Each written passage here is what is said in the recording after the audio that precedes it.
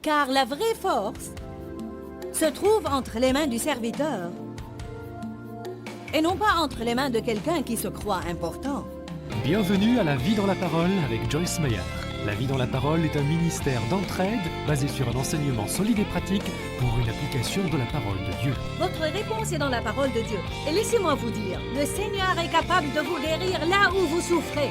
La Vie dans la Parole est un ministère international qui atteint le monde par le cœur de Dieu. Et voici aujourd'hui pour vous l'occasion d'expérimenter la vie dans la parole avec Joyce Meyer.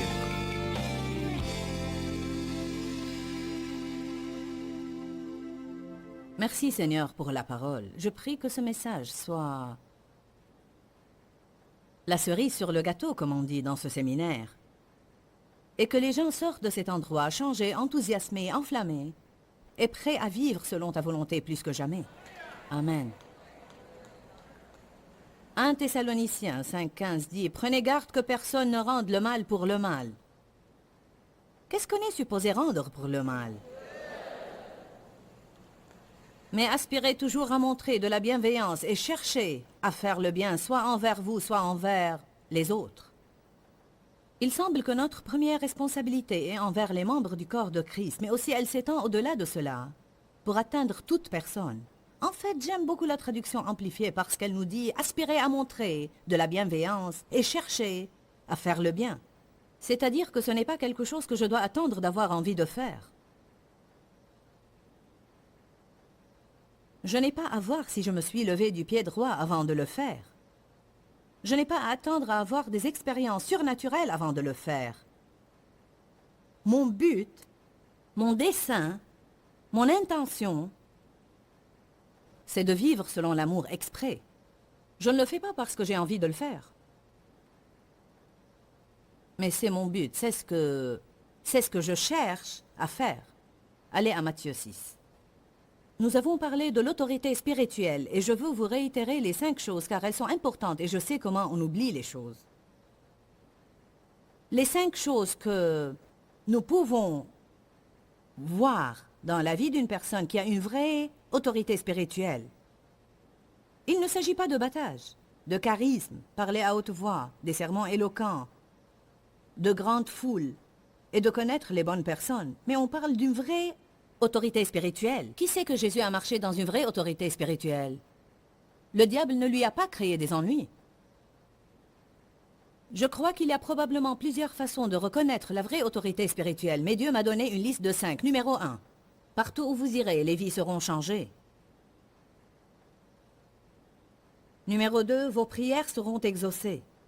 Numéro 3. Vous ne serez pas dominé par le diable. Numéro 4. Vous serez capable de marcher dans le fruit de l'esprit, quoi qu'il arrive dans votre vie. Numéro 5. Et vous servirez tout le monde avec plaisir, sans arrière-pensée. Cela veut dire vous le faites d'un cœur pur. Vous ne le faites pas pour avoir quelque chose. Vous ne le faites pas pour être apprécié, ni pour avoir une déduction d'impôt. J'aime voir comment les chrétiens réagiraient dans leur offrande s'ils n'étaient pas sujets à une déduction d'impôt. J'espère que rien ne changera, amen. Mais pour avoir une récompense du ciel, il faut que la motivation du cœur soit correcte. Pour autant que je puisse dire, la seule motivation correcte consiste à faire quelque chose parce que vous aimez Dieu et vous aimez les autres. Et si vous ne pouvez pas le faire par amour de la personne, faites-le parce que vous aimez Dieu. Il y a beaucoup de choses que je fais simplement parce que j'aime Dieu et que je n'aurais pas pu faire aux personnes à qui je les faisais si je n'aimais pas Dieu. Amen. Nous allons parler de la différence entre le véritable service et le service pharisaïque. Car pour vous dire la vérité, il y a 2 sortes de tout. Il y a 2 sortes de justice, 2 sortes d'amour, 2 sortes de vie. Il y a une justice qui est un don de Dieu et il y a une justice pharisaïque que nous gagnons. Nous savons que la vraie justice de Dieu est la bonne sorte et la justice pharisaïque est fausse car elle produit de l'orgueil. Il y a l'amour agapé de Dieu et puis il y a aussi l'amour que le monde donne et qui vient et qui va selon la conduite. L'amour de Dieu est inconditionnel. Alors nous voulons parler de 2 sortes de services, le véritable et le pharisaïque, le véritable service et les bonnes œuvres faites avec des motifs louables. Le service pharisaïque, ou une personne qui sert en comptant sur sa propre vertu, ou en essayant de se mettre en avant, ou même pour être vue par les hommes, elle planifie son service et elle aime vraiment les choses grandioses. Le plus grand est le meilleur. Bien sûr, elle veut que tout le monde soit au courant. Le service pharisaïque exige une récompense. Il a besoin d'être apprécié, il a besoin d'être acclamé. Par exemple, quelqu'un travaillant dans la garderie. S'il ne le fait pas pour les désirs les plus louables, s'il l'a fait pour 2 mois et personne ne l'a remarqué, il va d'un coup trouver un autre ministère.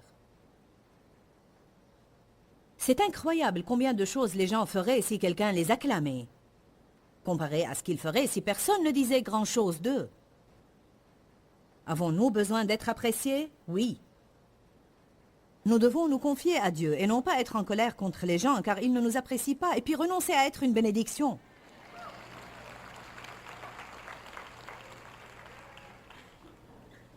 Un vrai serviteur est satisfait en faisant soit de grandes, soit de petites tâches. Il est content de rester caché, quoi qu'il fasse. Est-ce que vous vous rendez compte que lorsque Jésus faisait de bonnes œuvres, il disait souvent aux gens « Gardez-vous d'en parler à personne », alors que nous voulons en faire une annonce. Sûr que ça va être mis sur le tableau d'affichage. Peut-être que j'aurai un prix. Allons à Matthieu. Nous allons retourner à Matthieu 6, mais allons à Matthieu 8, 1 à 3. Lorsque Jésus fut descendu de la montagne, une grande foule le suivit.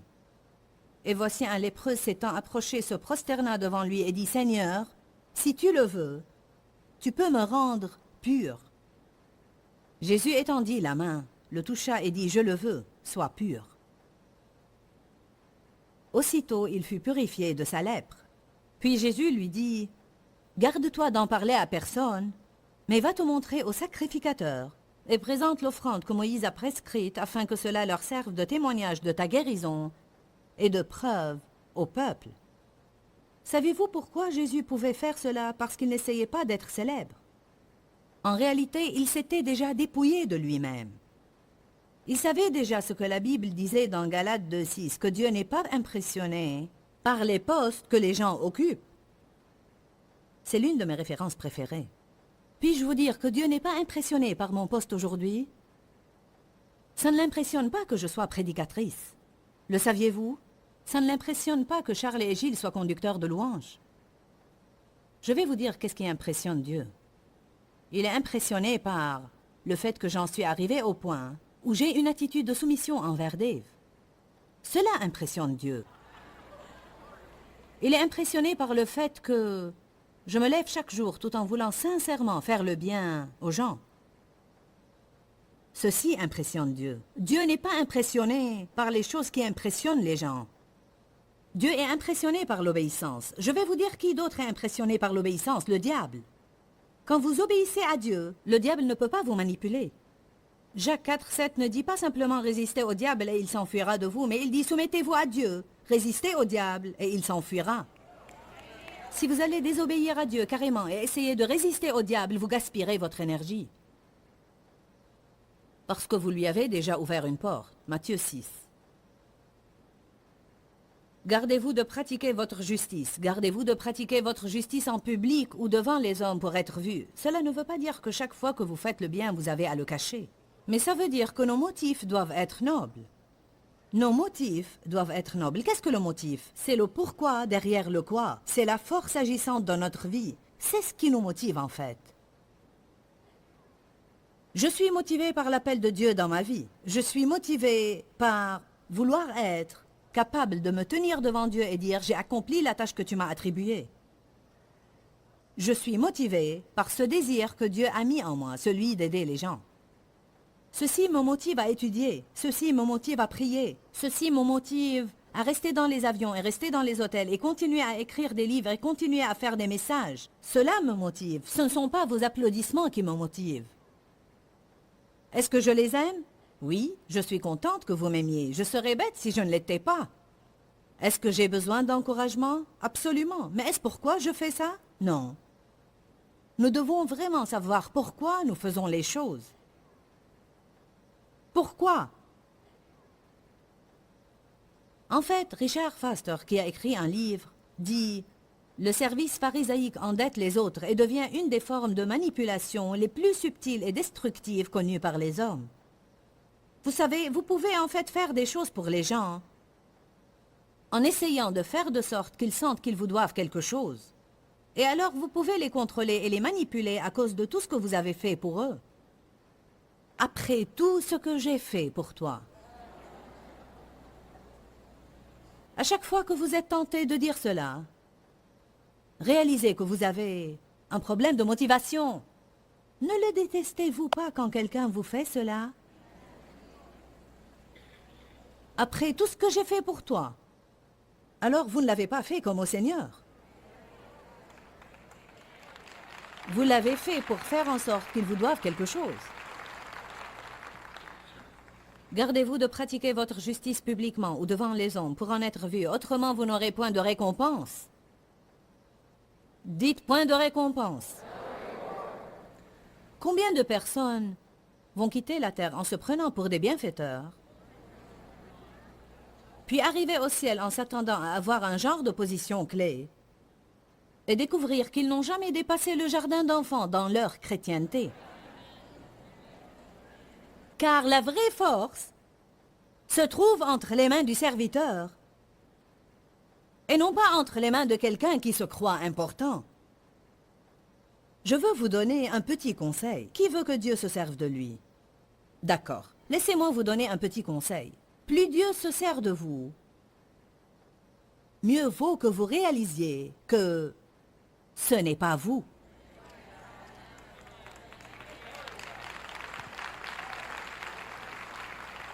Je vais vous avouer un autre secret. Une des façons les plus rapides pour deviner combien quelqu'un est imbu de lui-même est de voir comment il traite les autres.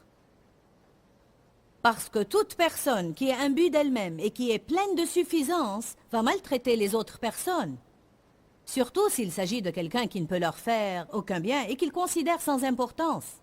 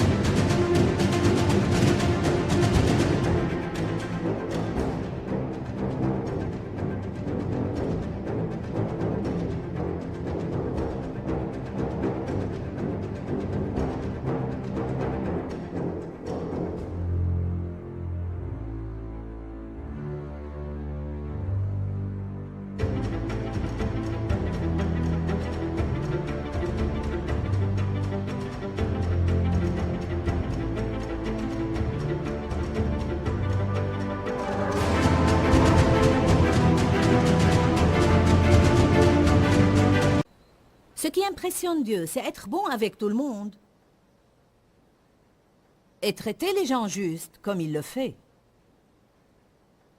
Verset 2. Ainsi, quand vous donnez aux pauvres, n'allez pas le claironner devant vous, comme les hypocrites dans les synagogues et dans les rues aiment faire, afin qu'ils soient reconnus et honorés par les hommes. Véritablement, je vous le dis, ils tiennent déjà leur récompense. En d'autres termes, si vous faites quelque chose pour être applaudi et vous recevez de l'applaudissement, alors c'est ça votre récompense, jouissez-en. Parce que vous n'allez rien avoir de Dieu.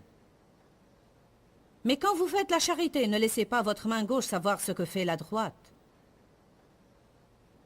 Ça m'a pris quelques années pour le comprendre, mais j'ai compris ce que cela veut dire. Quand vous faites quelque chose, oubliez-le tout court. N'allez pas méditer sur toutes vos bonnes œuvres.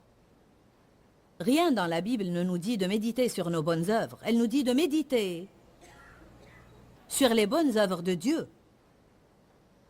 Je ne veux que personne ne donne des offrandes à ce ministère en imposant des conditions. Je ne veux que personne ne donne des offrandes en s'attendant à ce que je les emmène à déjeuner, ou qu'elle donne des offrandes en s'attendant à avoir une entrevue avec moi. Si Dieu veut arranger quelque chose de pareil, alors c'est lui qui décide. Mais vous devez toujours donner avec de bonnes intentions, sans vous attendre à ce que les gens vous donnent quelque chose en retour. Que votre main gauche ne sache pas ce que fait votre main droite. J'aime ceci. Verset 4. Afin que votre aumône se fasse en secret, et votre Père qui voit dans le secret vous le rendra en plein jour. N'aimez-vous pas cela? Dieu qui voit dans le secret vous le rendra en plein jour. Ne racontez pas à tout le monde que vous vous levez tôt chaque jour pour prier. Dieu vous voit. En fait, je crois que parfois, nous perdons notre force en ouvrant notre bouche pour dire à tout le monde ce que nous faisons.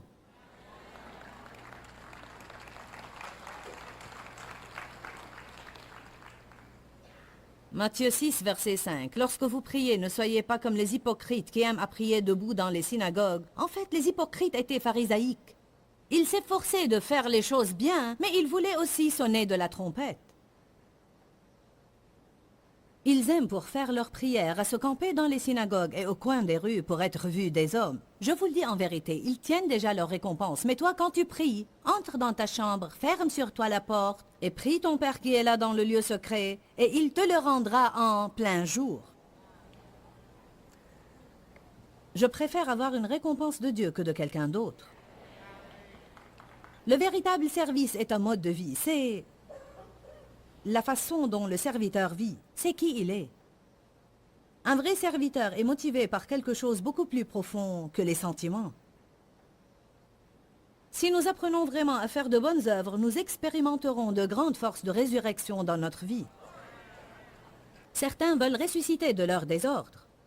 Certains d'autres veulent une percée dans leur situation. Alors commencez à faire de bonnes œuvres pour des raisons louables. Non seulement des bonnes œuvres. Je ne vous apprends pas seulement à faire de bonnes œuvres car je sais comment est la chair. Nous pouvons faire de bonnes œuvres pour des raisons non louables. Je ne veux pas faire de bonnes œuvres parce que mon ami les fait et j'essaie de me maintenir à son niveau.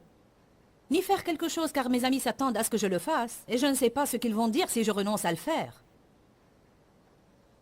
Je ne veux pas faire de bonnes œuvres pour attirer l'attention des gens convenables. Je veux simplement faire ce que Dieu me demande de faire. Je veux être un peu comme celui qui vivait à l'ombre, qui sortait discrètement pour faire son travail puis rentrer chez lui. Occupez-vous de vos affaires, que votre main droite ne sache pas ce que fait votre gauche. Ne vous vautrez pas dans votre bienveillance. N'allez pas raconter aux autres toutes les bonnes œuvres que vous faites. Si Dieu veut que vous ayez une certaine notoriété, qu'il vous la donne. La Bible dit qu'on ne vous retrouve pas en train de vous louer vous-même par votre propre bouche. Ne vous louez pas vous-même, que quelqu'un d'autre le fasse. Actes chapitre 9. Une dame a expérimenté une résurrection grâce à ses bonnes œuvres. Vous dites, j'ai des problèmes dans ma vie et je passe mon temps à réprimer le diable. Je vais vous dire comment réprimer le diable. Surmonter le mal par le bien. Acte 9, 36.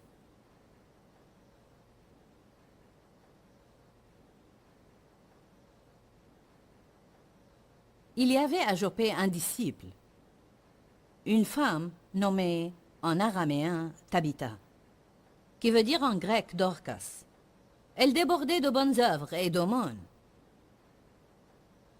Déborder veut dire abondamment. Cela ne veut pas dire qu'elle le faisait rarement de temps à autre. Elle débordait abondamment. Cela veut dire qu'elle était une de celles qui se levaient tous les jours et disait « Je vais exprès m'efforcer de voir à combien de personnes je peux faire du bien aujourd'hui. » Ayez une révélation aujourd'hui. Elle tomba malade en ce temps-là et mourut. Après l'avoir lavée, on la déposa dans une chambre. Comme Lydda est près de Joppé, les disciples ayant appris que Pierre s'y trouvait envoyèrent 2 hommes vers lui pour le prier de venir chez eux sans tarder. Pierre se leva et partit avec ses hommes. Lorsqu'il fut arrivé, on le conduisit dans la chambre. Toutes les veuves l'entourèrent en pleurant et lui montrèrent les tuniques et les vêtements que faisait Dorcas elle-même pendant qu'elle était avec elle. Pierre fit sortir tout le monde, car il avait à se débarrasser du doute et de l'incroyance. Il se mit à prier, puis se tournant vers le corps, il dit « Tabitha, lève-toi !» Elle ouvrit les yeux, et ayant vu Pierre, elle se mit sur son séant. Il lui donna la main et la fit lever. Il appela ensuite les saints et les veuves et la leur présenta vivante de nouveau. Vous dites, a-t-elle reçu cette résurrection grâce à ses bonnes œuvres? Je crois qu'il y avait certainement un rapport là, parce que cela est mentionné dans la Bible. Je ne sais pas. Est-ce que vous pensez qu'elle aurait reçu cette résurrection si elle avait été une femme égoïste, égocentrique et enquiquinante? Je sais qu'il est tard, mais vous pouvez saisir ceci. Ce qui est intéressant, mesdames, si vous êtes une dame, levez la main et faites-moi signe. Vous les dames qui êtes devant votre télé, faites-moi signe. Ouais, aux hommes, regardez-les.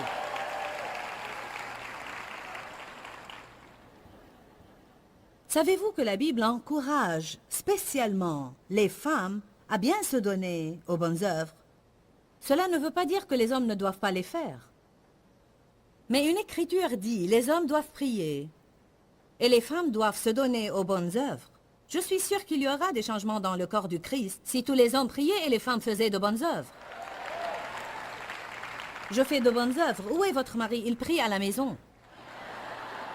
L'homme prie à la maison. Où est ta femme? Elle est sortie faire de bonnes œuvres. Waouh, quelle équipe! Alléluia! Tabitha a reçu une résurrection. Savez-vous qu'on est prédestiné à faire de bonnes œuvres? Le Seigneur a fixé à l'avance que c'est à quoi on doit se donner tout le temps. Je donne un ministère à chacun d'entre vous aujourd'hui. Si quelqu'un d'entre vous s'est jamais demandé quel était son ministère, est-ce que quelqu'un s'est jamais posé cette question? Allons, voyons ces mains, regardez ça. Bon, maintenant des milliers de personnes ont soudain un ministère. Bien, ceci n'est pas important. Tout simplement faire de bonnes œuvres. Avons-nous besoin de revenir à Matthieu 20, où Jésus a dit « Le plus grand dans le royaume de Dieu doit être le serviteur de tous ». C'est lui le plus grand. Il n'a pas dit « Le plus grand est le prédicateur ». Il n'a pas dit que le plus grand est le conducteur de louanges. Il a dit le plus grand est le serviteur de tous. Mais si le prédicateur choisit d'être serviteur, alors il peut être grand. Mais la grandeur ne vient pas des positions et des titres. Elle vient du fait de faire du bien aux autres. Vous savez comment Dieu a oint Jésus de Nazareth, du Saint-Esprit et de force, lui qui a passé en faisant le bien. Vous savez pourquoi cette écriture représente beaucoup pour moi? Car je peux faire cela. Ce n'est pas compliqué. Ce n'est pas doctrinaire et plein de confusion. Je peux saisir cela même si je n'ai pas dépassé les classes secondaires. Je peux le saisir sûrement. Ah, faites de bonnes œuvres. Tous les jours. Cherchez. Alors je peux me lever le matin et dire, Seigneur, quel bien puis-je faire à quelqu'un aujourd'hui? Laisse-moi rencontrer des personnes qui sont dans le besoin. Cette façon de vivre est passionnante, car vous ne savez jamais qu'est-ce que vous allez faire de jour en jour. Mais vous ne pouvez pas vous lever et avoir votre journée planifiée. J'ai mon plan, j'ai mon plan, j'ai mon plan. N'interrompez pas mon plan. Quelques-uns n'ont aucun plan, alors que d'autres sont fanatiques de leur plan. Soyez entre les deux avec un peu d'équilibre. Ayez un plan et suivez ce plan. Mais si Dieu essaye d'interrompre votre plan, baissez les bras.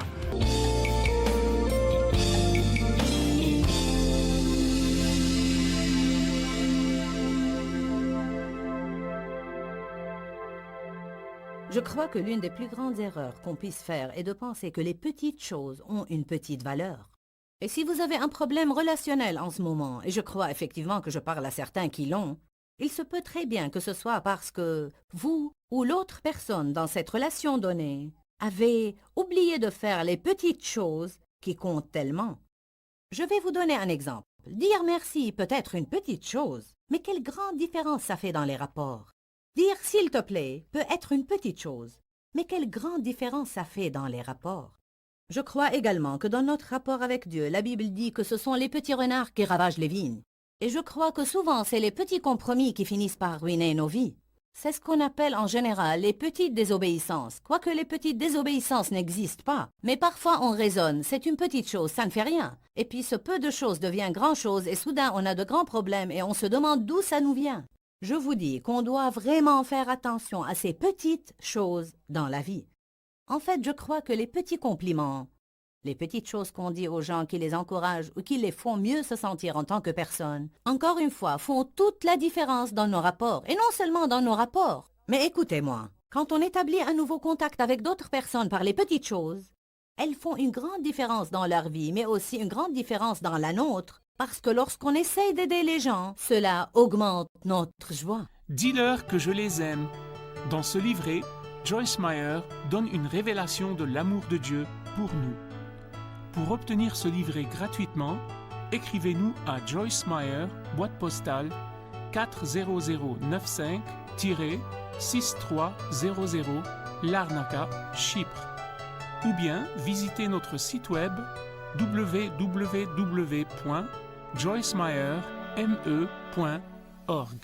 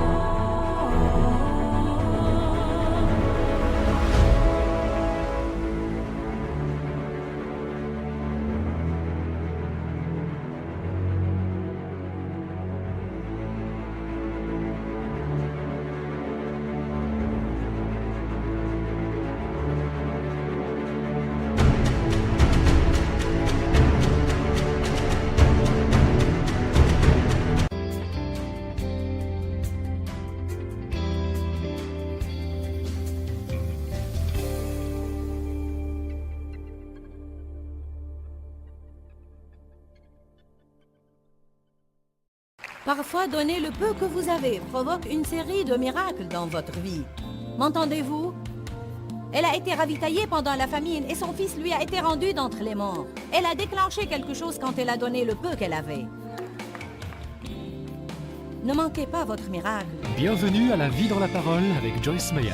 La Vie dans la Parole est un ministère d'entraide basé sur un enseignement solide et pratique pour une application de la parole de Dieu. Votre réponse est dans la parole de Dieu. Et laissez-moi vous dire, le Seigneur est capable de vous guérir là où vous souffrez. La Vie dans la Parole est un ministère international qui atteint le monde par le cœur de Dieu. Et voici aujourd'hui pour vous l'occasion d'expérimenter la vie dans la parole avec Joyce Meyer.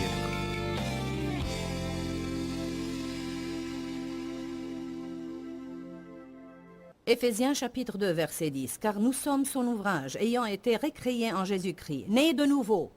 Pourquoi? Pour qu'on puisse faire toutes les bonnes œuvres que Dieu a prédestinées et préparées d'avance pour nous, pour cheminer les voies qu'il a préparées d'avance pour qu'on s'y engage, pour vivre la bonne vie qu'il a prévue et préparée d'avance pour qu'on la vive. Cela signifie qu'il y a une bonne vie qui est à notre disposition. Mais quel est le chemin pour y parvenir? Les bonnes œuvres que Dieu a préparées pour qu'on les pratique. Si on pratiquait les bonnes œuvres qu'il nous dit de faire, on s'engagerait en plein milieu du bon plan que Dieu a pour notre vie. Qui de vous a saisi cela? Si les bonnes œuvres sont le chemin de la bonne vie, je ferais mieux me consacrer aux bonnes œuvres si je veux avoir la bonne vie. Dites avec moi, dites, les bonnes œuvres sont le chemin de la bonne vie que je recherchais. Dieu soit loué. Galates 6, 10. Soyez attentifs à pratiquer le bien envers tous, et surtout envers les frères en la foi. Vous trouverez toujours quelqu'un qui a besoin d'un petit quelque chose, d'un petit coup de main, d'être déposé quelque part, d'un encouragement, d'un sourire, d'un peu d'argent. Soyez attentifs aux manières dont vous pouvez être une bénédiction. 1 Pierre 2,12 nous dit d'avoir au milieu des païens une bonne conduite afin qu'ils remarquent nos bonnes œuvres et sachent que Dieu est vrai. Et on lit dans Matthieu que votre lumière brille ainsi devant les hommes afin qu'ils voient vos bonnes œuvres et qu'ils glorifient votre Père qui est dans les cieux. Ce n'est donc pas déplacé que le monde voit nos bonnes œuvres. On ne doit pas cacher tout ce qu'on fait, mais on en revient à nos raisons. Si ma motivation est qu'il me voit, alors c'est faux. Mais si on me voit faire du bien à quelqu'un et ma motivation est correcte, alors c'est bien que le monde voit le bien. Savez-vous pourquoi? Parce qu'il n'y a pas beaucoup de bien qui sert au monde d'exemple. Que pensez-vous se produira-t-il si chaque membre du corps du Christ commençait à être bon aux autres? Le service et l'humilité. Une des raisons pour laquelle les gens ne peuvent pas servir est la fierté. Je suis trop important pour ça. Je ne peux pas faire ça. Le fait que Jésus lui lave les pieds gênait Pierre. Surtout s'il allait devoir suivre l'exemple, parce que Pierre en fait manquait d'humilité. Saviez-vous que Pierre avait un problème de fierté? Regardons rapidement 3 écritures. Matthieu 16.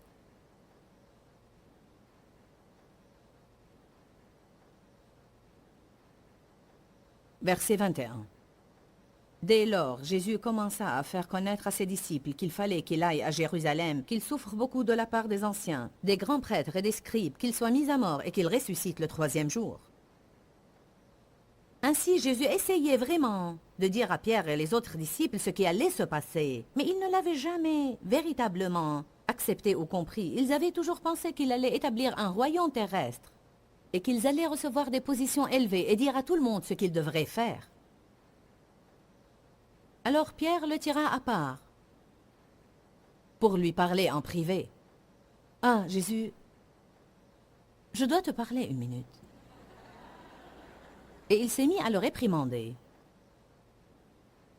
sévèrement, en disant « À Dieu ne plaise, Seigneur, non, cela ne t'arrivera pas. Puis-je vous suggérer que je ne crois pas que Pierre ait été excessivement inquiet pour Jésus plus qu'il ne l'était pour lui-même?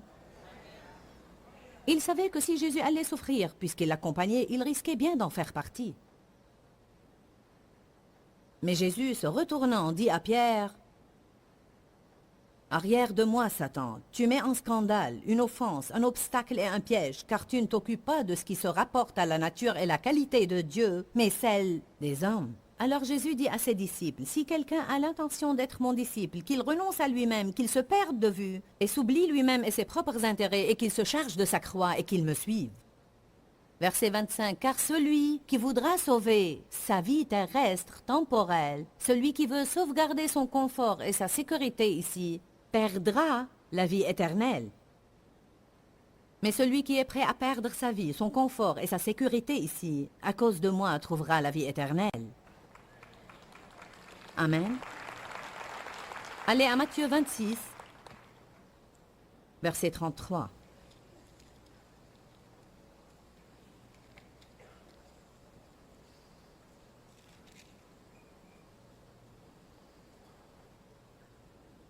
Commençons par le verset 31. Alors Jésus leur dit, « Je serai pour vous tous cette nuit une offense et une occasion de chute.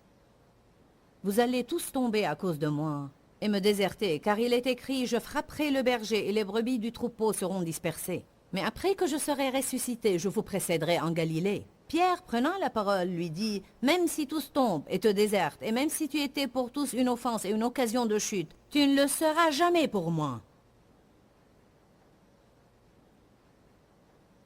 Jésus lui dit, « Je te le déclare en vérité, cette nuit même, avant que le coq chante, tu me renieras 3 fois. » Pas moi, Seigneur.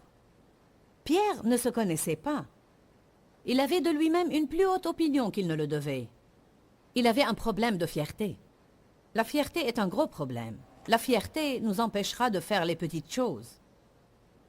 Le ministère des petites choses.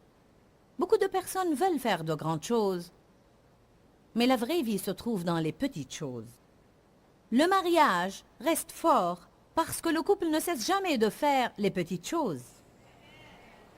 Beaucoup de mariages qui tombent en ruine aujourd'hui ou qui sont déjà tombés en ruine le sont parce que quelqu'un a décidé que les petites choses n'étaient pas importantes. Je vous le dis encore, ce sont les petites choses qui forment réellement la vie, pas les grandes choses. Ce sont les petites choses que les gens font pour vous qui parfois signifient le plus. Un sourire, une courtoisie, une petite gentillesse. Prendre le temps de vraiment écouter. Ne détestez-vous pas quand quelqu'un feigne de vous écouter et vous devinez qu'il veut s'éloigner de vous? Luc 19, 17 dit, « Ceux qui sont fidèles en peu de choses reçoivent autorité spirituelle et seront gouverneurs sur beaucoup. » Quand je pense à ces petites choses au sujet desquelles Dieu m'a appris à être fidèle, comme remettre mon chariot du supermarché à sa place, des petites choses, petites choses. Et pourquoi je le ferai? Personne d'autre ne le fait. Dieu veut qu'on fasse les choses que personne d'autre ne fait. Pourquoi? Parce que si c'était mon magasin, j'aurais voulu que les gens le fassent.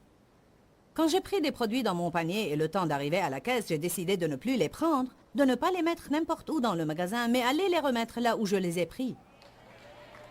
Je ne voulais pas le faire. Pourquoi? Parce que j'étais prête pour partir. J'avais mon plan.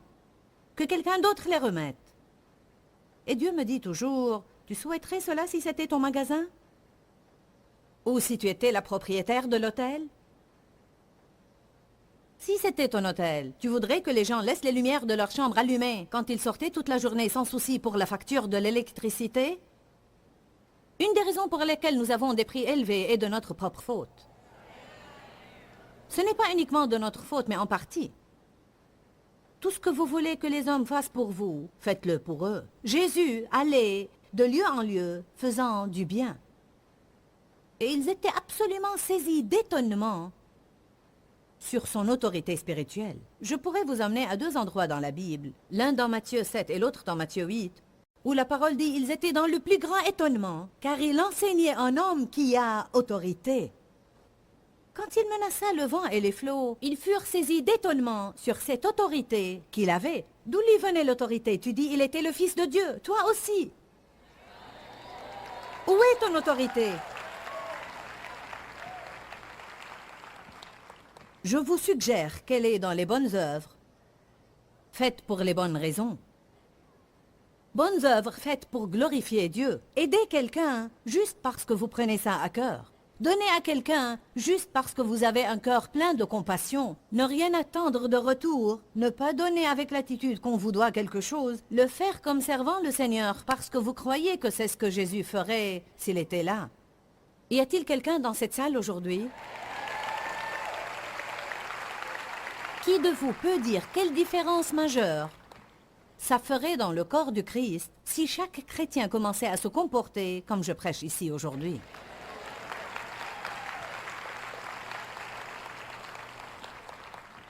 Laissez la personne avec 3 articles sortir en premier si votre chariot est plein.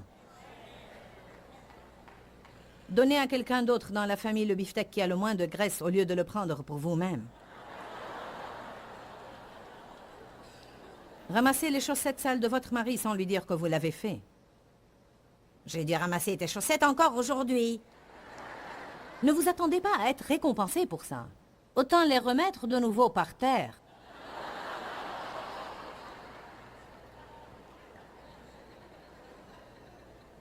Amen. Nous avons ces penderies dont la lumière s'allume quand on en ouvre les portes. Chacun a sa penderie, car je ne le veux pas dans la mienne. Et lui non plus. Il m'a dit une nuit, vous savez, Dave aime toujours me corriger. Je suppose que c'est un truc d'homme. Mais il m'a dit une nuit, tu dois fermer la porte de ta penderie et ne pas laisser la lumière allumée. Cette lumière devient chaude là-dedans et ça réchauffe la chambre. Il faut fermer cette porte. Donc j'ai commencé à fermer ma porte et à chaque fois que je passais près de sa penderie, la porte était ouverte. Pas une ou 2 fois, je la trouve ouverte tout le temps. Non, tu restes en bas, je n'ai pas le temps pour toi.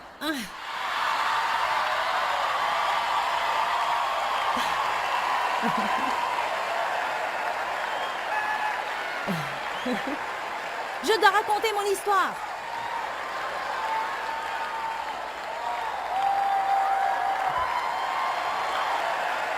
Ils veulent tous entendre ce...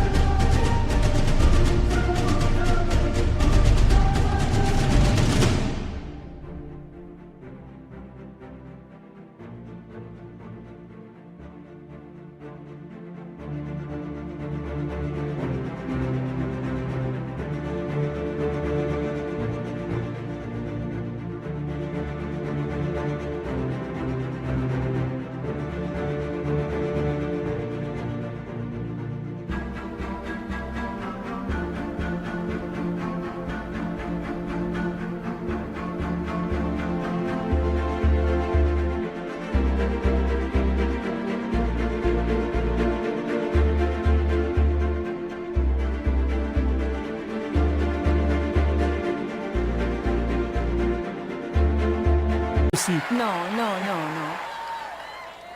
Vous savez, je m'assieds en bas et je me demande, quand est-ce que l'esprit de vérité va partir et l'esprit de l'exagération va prendre la relève? Parce que cela se produit immanquablement. Pas du tout. Au revoir, Pierre.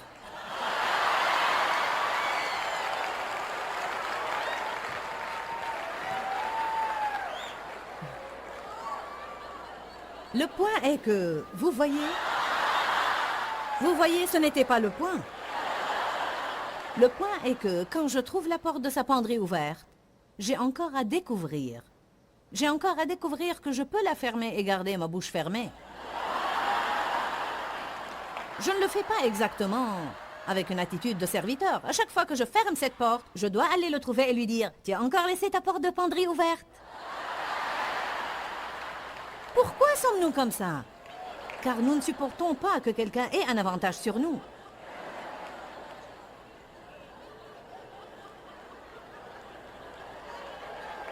Qui trouve difficile quand vous avez fait quelque chose pour quelqu'un de ne pas lui dire que vous l'avez fait? Particulièrement quand c'est une chose qui vous est déplaisante. Ah, j'ai encore dû faire ceci. Bon, Jésus a fait beaucoup de petites choses ainsi que de grandes choses. Je veux vous dire, je crois que faire de petites choses, c'est ce qui vous permet de faire les grandes choses. Saisissez ça aujourd'hui. Vous savez comment Dieu a oint du Saint-Esprit et de force Jésus de Nazareth, qui, numéro 1, allait de lieu en lieu faisant du bien, et numéro 2, guérissant ceux qui étaient opprimés par Satan. Vous n'allez pas avoir un ministère de guérison si vous ne faites pas le bien. Amen. Je veux vous montrer ce que je pense est une chose absolument des plus impressionnantes que j'ai jamais vues dans la Bible. Allez à Jean chapitre 21.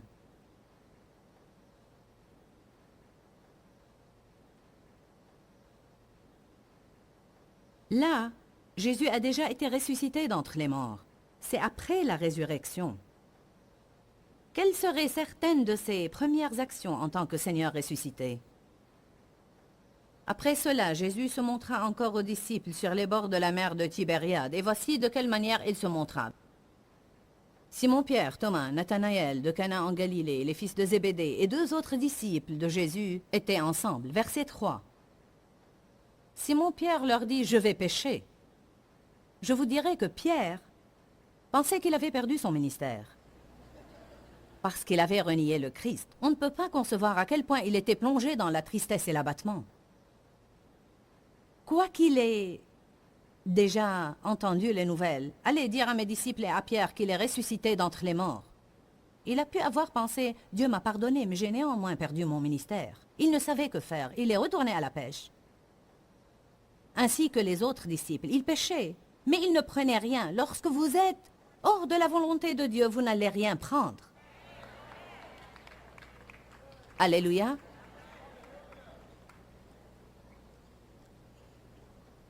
J'ai essayé d'être secrétaire. Ce n'était pas une bonne chose, car ce n'était pas ma vocation. Simon-Pierre leur dit « Je vais pêcher ». Ils lui dirent « Nous allons avec toi ». Ils sortirent et montèrent dans une barque, et cette nuit-là, ils ne prirent rien. Verset 4. Le matin étant venu, Jésus se trouva sur le rivage. Mais les disciples ne savaient pas que c'était Jésus. J'ai lu ce passage la semaine dernière. Et j'ai vu une chose à laquelle je n'avais pas prêté beaucoup d'attention auparavant. J'ai pensé, n'est-ce pas navrant que Jésus soit venu au milieu d'eux et qu'il n'ait pas su que c'était Jésus? Je vais vous donner un exemple de combien infiniment Dieu se soucie de chacun de nous. J'aime manger de la gelée de fruits parfois la nuit. De la gelée sans graisse et sans sucre. Aucune calorie, 20 calories par once ou presque. Ce n'est pas censé faire grossir. Et donc j'aime la gelée. Ma gouvernante m'en prépare et j'aime la gelée rouge. Je lui ai dit, je veux de la gelée rouge. Je ne veux pas d'autre couleur, seulement rouge. Mais un beau jour, juste comme ça, sans aucune raison apparente, j'ai pensé, j'aimerais bien manger aujourd'hui une gelée orange. Ma mère faisait de la gelée orange et de la gelée citron quand j'étais petite. Je me suis rappelée de cette gelée orange et j'ai pensé, je voudrais une gelée orange. J'allais appeler ma gouvernante et le lui dire, mais j'ai oublié. Ce soir-là, quand je suis rentrée et je me suis installée, je suis allée prendre une gelée. Merveille des merveilles, c'était de la gelée orange.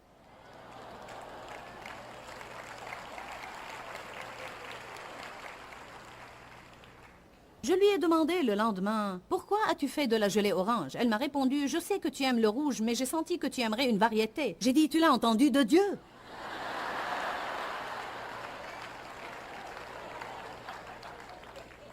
Mais le savez-vous, c'est une petite chose. Dites tous une petite chose. Mais le savez-vous, ça m'a touché si profondément.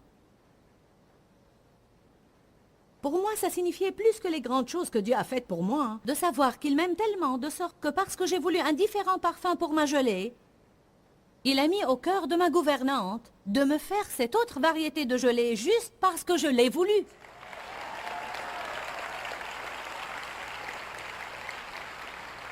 Mais il aurait pu y avoir un temps dans ma vie où j'aurais dit, quelle coïncidence! Ah! J'aurais bien pu avoir la même réaction qu'eux. Jésus est venu se tenir au milieu d'eux et ils n'ont pas su que c'était Jésus. La vie peut devenir si passionnante si l'on priait. Jésus, quand tu passes par moi, je veux savoir que c'est toi. Je veux te voir à l'œuvre et je veux rendre le mérite à qui le mérite est dû. Je ne veux pas du tout l'attribuer à la coïncidence ou même au hasard. Parce que non seulement il est le Dieu des grandes choses, mais il est particulièrement le Dieu des petites choses. Et rappelez-vous, ce sont les petites choses qui font vraiment la différence dans la vie. Il y a ici des gens qui pensent que si vous ne pouvez pas faire de grandes choses, vous ne ferez rien. Et vous avez totalement raté votre ministère. Pourquoi poursuivons-nous toujours le grand ceci, le grand cela, la grande collecte, le grand prédicateur, la grande conférence et la grande église? Ne dédaigne pas le jour des modestes débuts. Si tu ne t'occupes pas des petites choses, elles ne grandiront jamais. Si tu n'as que peu de choses à donner, donne de ton peu. La veuve affamée a donné son dernier repas et son huile au prophète Élie. Et elle a mangé au long de la famine. Non seulement ça, mais quand son fils est mort, Élie était là pour le ressusciter. Si elle n'avait pas pris soin d'Élie, son garçon serait mort. Allez. Parfois, donner le peu que vous avez provoque une série de miracles dans votre vie. M'entendez-vous? Elle a été ravitaillée pendant la famine et son fils lui a été rendu d'entre les morts. Elle a déclenché quelque chose quand elle a donné le peu qu'elle avait. Ne manquez pas votre miracle en pensant que Dieu n'est intéressé que par les grandes choses. Jean 21, 5, Jésus leur dit, « Eh les enfants, n'avez-vous rien à manger? N'avez-vous rien pris qui aille avec votre pain? » Ils lui dirent non. Il leur dit, jetez le filet du côté droit de la barque. N'est-ce pas là une profonde question? On n'a pas le temps d'en parler, mais c'était plus que de faire la pêche du côté gauche ou droit de la barque. Ils jetèrent donc le filet et ils ne pouvaient plus le retirer à cause de la très grande quantité de poissons. Alors le disciple que Jésus aimait dit à Pierre, « C'est le Seigneur !» Et Simon-Pierre, dès qu'il eut entendu que c'était le Seigneur, ceignit un vêtement autour de sa taille, car il était mi-nu, et se jeta à la mer. Pierre n'était toujours pas prêt à faire face à Jésus. Les autres disciples vinrent avec la barque, tirant le filet plein de poissons car il n'était éloigné de terre que d'environ 200 coudées. Observez maintenant ceci. Une fois descendus à terre, ils virent un feu de braise sur lequel on faisait griller du poisson et du pain. Jésus leur dit, apportez donc ces poissons que vous venez de prendre. Simon-Pierre remonta donc dans la barque et tira à terre le filet plein de 153 grands poissons. Et quoi qu'il y en eût tant, le filet ne se déchira pas. Jésus leur dit, venez petit déjeuner.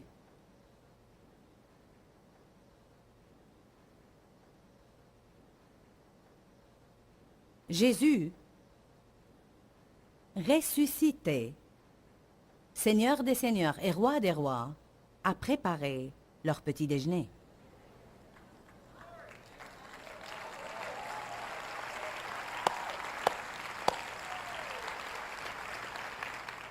Il a fait un feu, il a pris du pain, il a fait griller les poissons, il a préparé la table et il a dit « Venez prendre le petit déjeuner ».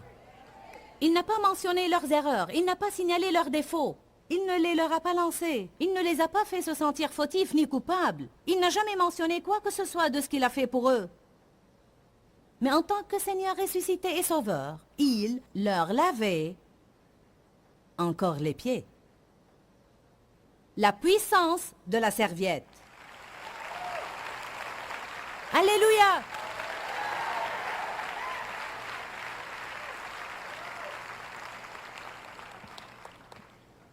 Quand un aveugle criait à l'aide, Jésus s'est arrêté. Une petite chose. Il s'est arrêté pour écouter.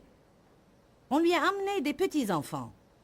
Il leur a imposé les mains et les a bénis. Il a jugé que les enfants étaient importants. Il pensait que les personnes âgées étaient importantes. Il considérait que les aveugles étaient importants. Il pensait que les affamés étaient importants. Il a jugé qu'il était important de préparer le petit déjeuner à ses disciples. Il pensait que c'était important de leur laver les pieds. Ce n'est pas étonnant qu'il soit si grand.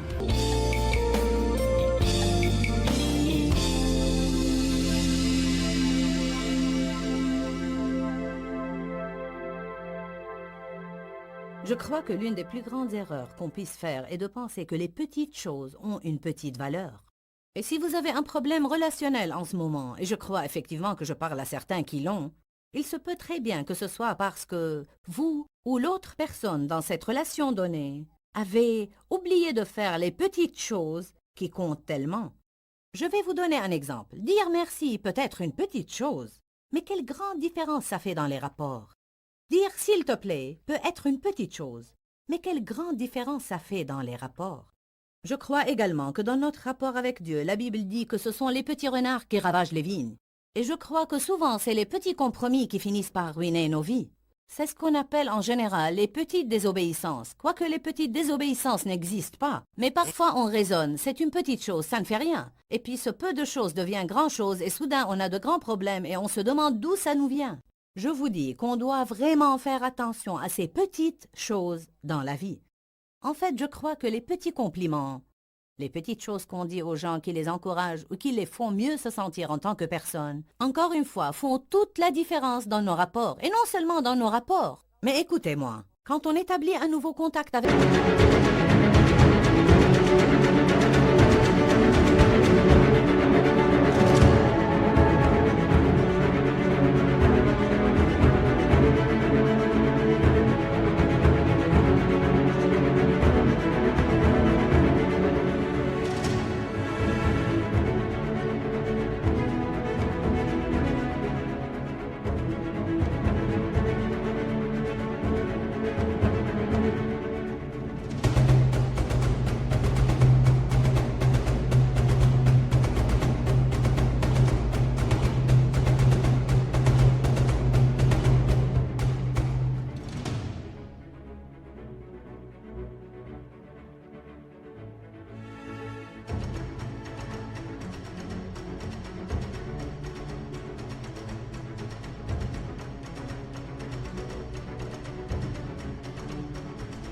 d'autres personnes par les petites choses, elles font une grande différence dans leur vie, mais aussi une grande différence dans la nôtre, parce que lorsqu'on essaye d'aider les gens, cela augmente notre joie. Dis-leur que je les aime. Dans ce livret, Joyce Meyer donne une révélation de l'amour de Dieu pour nous. Pour obtenir ce livret gratuitement, écrivez-nous à Joyce Meyer, boîte postale 40095-6300, Larnaca, Chypre. Ou bien visitez notre site web www.joycemeyerme.org.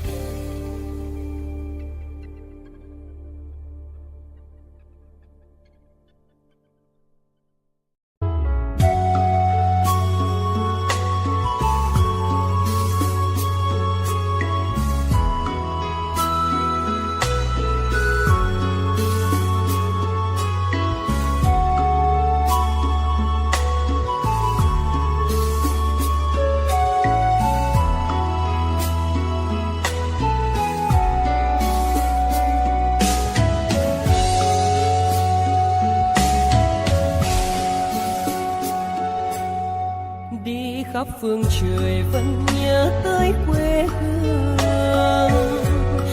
Người về đây thăm làng trù quê mẹ và làng sen quê cha, xúc động bồi hồi người rơi giọt lệ, thương mái nhà tranh thương đất mẹ nghèo.